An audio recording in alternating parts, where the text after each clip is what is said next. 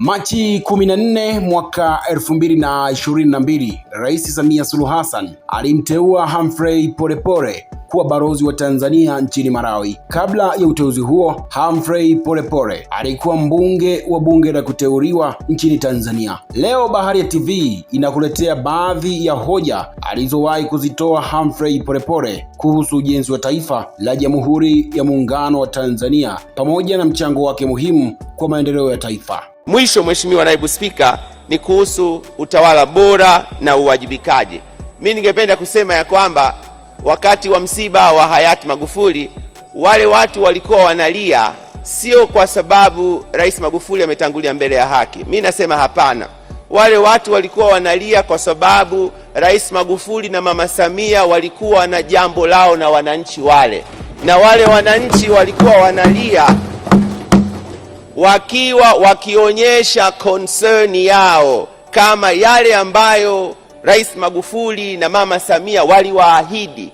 Hayo ndiyo yatakayoendelea hata wakati Magufuli hayupo. Rai yangu kwa serikali, Mama Samia ameeleza msimamo, amesema tunaendelea, kazi iendelee. Rai yangu kwa serikali, usimamizi mzuri wa rasilimali za taifa letu unatokana na nidhamu nzuri ya viongozi wetu. Vita dhidi ya rushwa, vita dhidi ya ufisadi, vita dhidi ya matumizi mabaya ya rasilimali za umma, mambo hayo hatutakiwi kurudi nyuma kamwe aslani.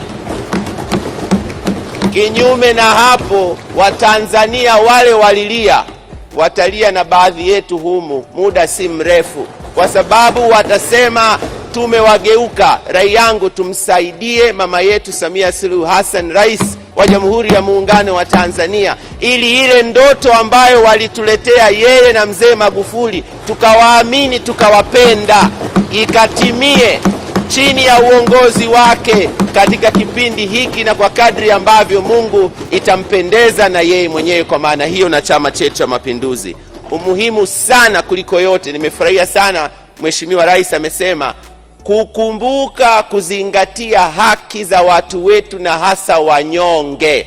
Ni muhimu sana viongozi wakaendelea kusimamia hilo wakati wote. Naomba kuunga mkono hoja na kushukuru sana Mheshimiwa Naibu Spika.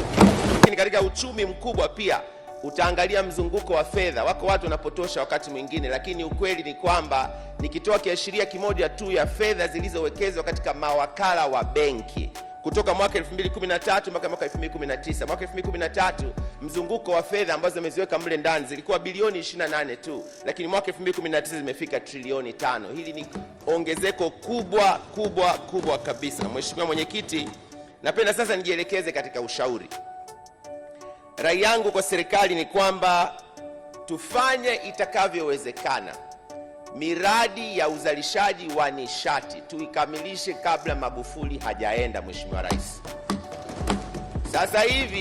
sasa hivi tunatengeneza Stiglas pale bwawa la Mwalimu Nyerere megawati 2115.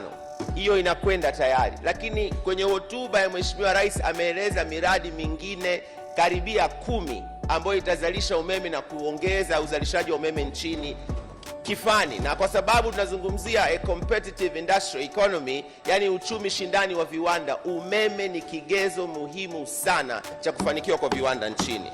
Sasa nilipokuwa nikisoma mpango, nimeangalia katika ukurasa wa 129, kiashiria cha serikali hapa kinasema tunataka tuongeze umeme kutoka 1600 ya sasa mpaka 4900. Nikizitoa hapa tutabaki na 3000. Nikitoa 2100 za Stiglas tutabaki na 1000.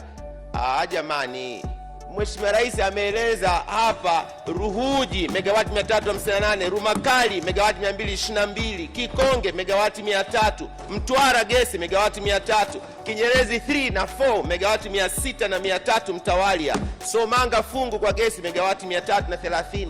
Nilikuwa na shauri serikali itazame ile miradi strategic ya kuzalisha umeme katika hii ambayo Rais ameeleza.